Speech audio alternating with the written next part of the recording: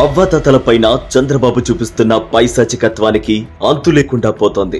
2019 July నుంచి మొన్నటి March 2024 వరకు 1వ తారీఖున తెల్లవారుతుండగానే అవ్వాతాతల ఇంటికొచ్చి మరీ పెన్షన్ ని అందించారు గ్రామ వాలంటీర్లు. అయితే 2024 ఏప్రిల్ నెలలో చంద్రబాబు దురహంకారం వల్ల అవ్వాతాతలు పెన్షన్ కోసం సచివాలయం దాకా వెళ్లాల్సి వచ్చింది. దాంతో ఎండలో క్యూలో నిలబడలేక 2 రోజుల్లోనే 39 మంది చనిపోయారు. బాబు గారి సాడిజం ఇక్కడితో కూడా ఆగలేదు. వ్యవస్థలను మేనేజ్ చేసేసి మే నెల పెన్షన్ ని బ్యాంక్ కి వెళ్లి తెచ్చుకునే పరిస్థితిని కల్పిస్తున్నాడు. ఎంతటి దారుణమసలు!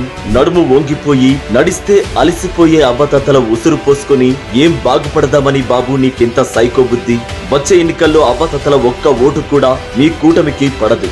అవ్వాతాతలను ఇబ్బంది పెట్టినందుకు అంతకు అంతా అనుభవించడానికి రెడీగా ఉండవయ్యా సాడిస్ట్ బాబు.